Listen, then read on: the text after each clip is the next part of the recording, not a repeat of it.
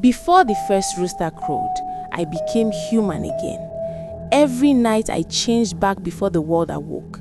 Then I stepped quietly out of the forest, carrying bunches of bananas in my arms. I walked toward the village road before dawn, and when I reached the market, I blended into the crowd like a shadow. No one knew my name. No one cared to ask my story. And that silence was the village's first mistake. By the time the sun touched the roofs of the houses, I was already sitting at my stall. I arranged my bananas carefully, almost like a ritual. Every fruit was perfect, firm, bright, untouched by rot or insects. People often stopped and stared with tight lips and jealous eyes. "How does she always have fresh ones?" they whispered. "She does not even have a farm," others replied. "Maybe the gods favor her." I always heard them, but I never answered. Instead, I smiled softly and wiped each banana clean, pretending the words were only wind. Customers came without meaning to. Even those who planned to buy from someone else somehow walked back to me. It was not only my beauty. It was not only my bananas. It was something else. Something that did not fully belong to the human world. Something I carried with me everywhere I went. And then there was him. His name was Emma, a farmer with tired hands and dust always clinging to his clothes. His crops hardly grew. His pockets were often empty. Yet, every morning he came to my stall. Sometimes he bought a banana. Sometimes he only stood beside me and searched for reasons to stay. "Let me help you arrange these," he would say. Or, "The sun is strong today. You should move your stall into the shade." I listened. I smiled. And slowly, something inside me softened. He never asked me where I lived. He never questioned why I disappeared before sunset. He respected my silence. To him, my quiet nature was not a flaw. It was part of my mystery. And I began staying longer just to feel his presence beside me. But the forest noticed. The first warning came the night I returned later than normal. A cold wind wrapped around my ankles, and the trees whispered urgently, "Do not stay too long. Do not forget who you are." I ignored them.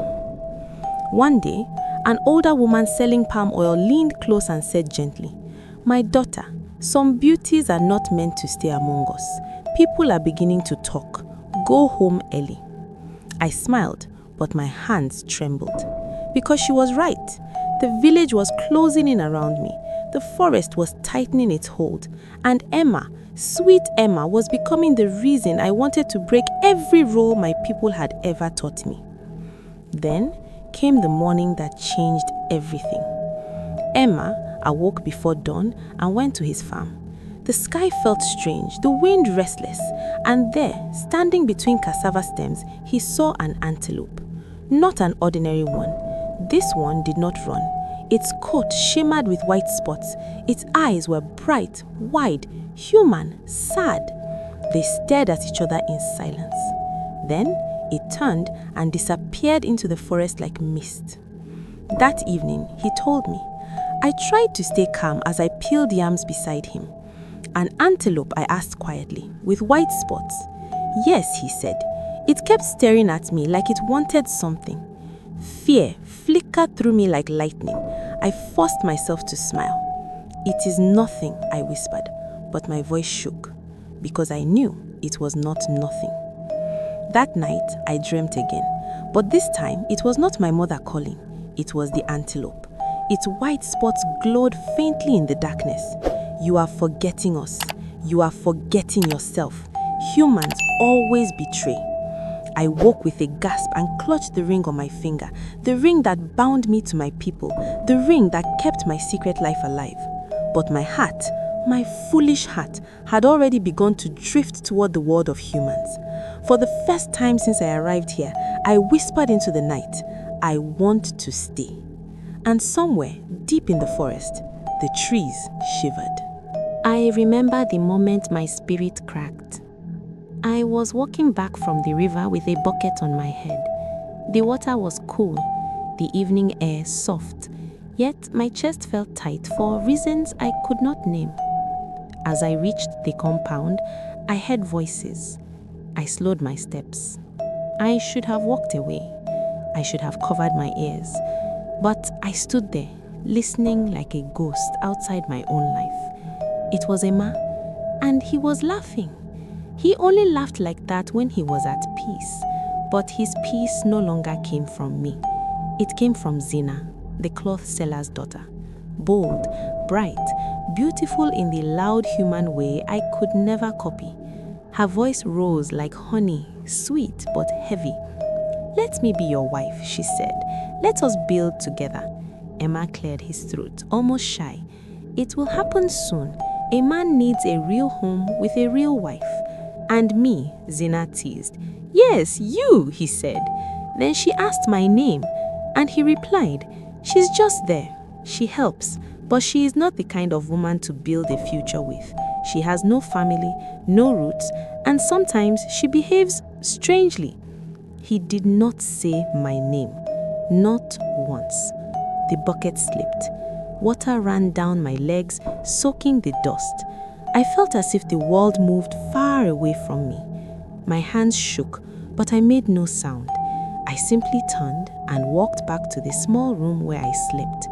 I curled my arms around myself and listened to the silence.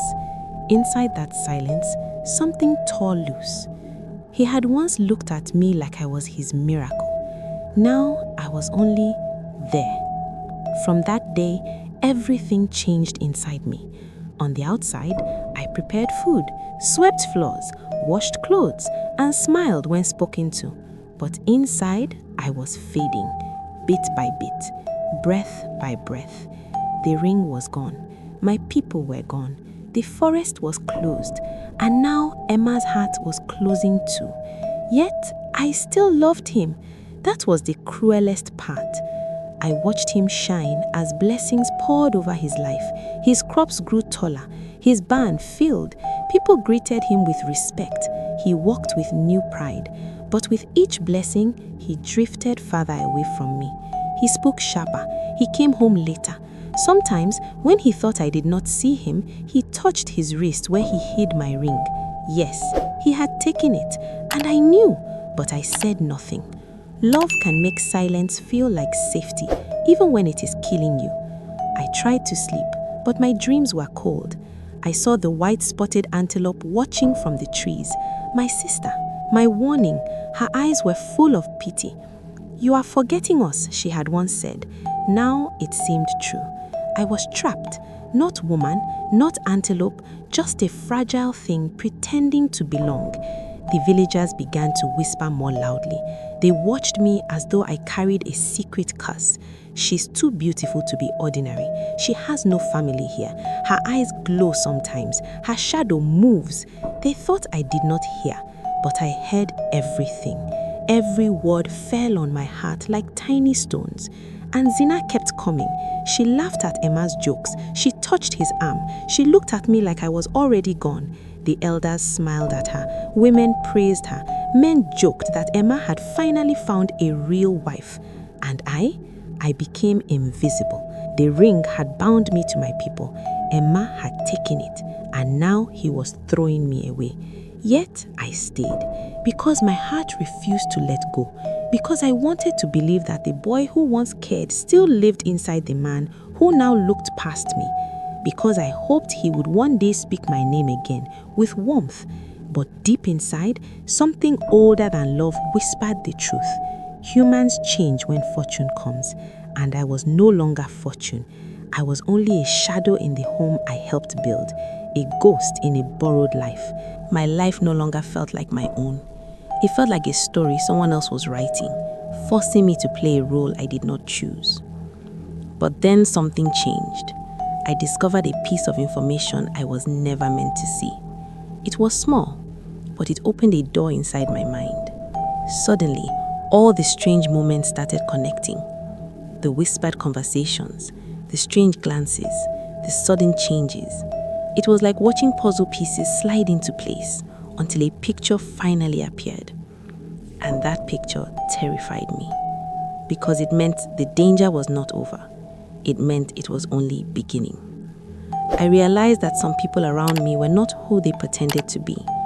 They wore calm faces, but behind those faces lived secrets darker than night. I understood that I could no longer trust them. I could not tell them what I knew. I had to stay quiet. I had to observe. I had to survive. So I made a decision. I would stop being the frightened one. I would start watching, listening, and preparing. But even as I made that promise to myself, I still felt fear crawling slowly through my veins. Because deep inside, I knew something else. The truth was coming. And when it arrived, it would destroy everything, including me. The day the truth finally revealed itself did not arrive with thunder or warning. It came quietly, like a slow-moving shadow creeping across the floor. I remember waking up that morning with an uneasy feeling in my stomach, as if the world itself was holding its breath. The sky outside my window was pale and empty, and the air felt heavier than usual. Something inside me whispered that nothing would ever be the same again. I had already discovered enough to know that danger was close, but I never imagined just how close it really was. Every step I took that day felt like I was walking deeper into a story that had already decided its ending. And still, I kept going because there was no turning back anymore. I needed to face it. I needed to understand everything, even if the truth shattered me. People I thought I knew had been hiding real intentions behind polished masks. I felt betrayed, hurt, but more than anything else, I felt cold. The kind of cold that sits inside your bones and refuses to leave. Then the final piece fell into place. It was not dramatic, it was not loud, it was simple. And yet it broke something inside me that I will never repair. For a moment, the world tilted. I could feel my heart beat in my throat. My hands grew weak. I wanted to scream. I wanted to run, but I did neither. I simply stood there, frozen, as the truth wrapped itself around me like chains. I spoke. My voice shook, but I spoke anyway. I said the truth out loud. I released it from my chest where it had been burning for so long. The silence that followed was sharp and painful. It felt like the air itself was listening. There were no apologies that could fix what had already been destroyed. No explanations that could remove the scars carved into my spirit. The damage had already been done. The innocence had already been taken, and the person I had been before all this no longer existed. In that moment, I understood something important. Survival is not just about staying alive. It is about carrying the weight of what you know. It is about learning to breathe through memories that feel like knives. It is about walking forward, even when the ground beneath you still carries the echo of your fear. The story did not end with victory or celebration. It ended with acceptance, a calm, heavy acceptance that some wounds never fully fade, but they do become part of the strength you carry. Today, when I look back, I still feel the sadness, the shock, the pity, the horror, but I also feel something else.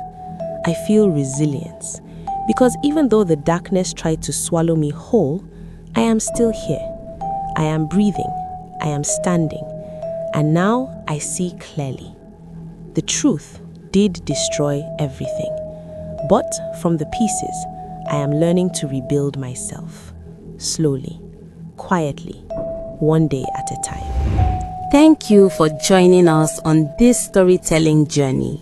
If this tale resonated with you, hit that like button, share it with your friends, and subscribe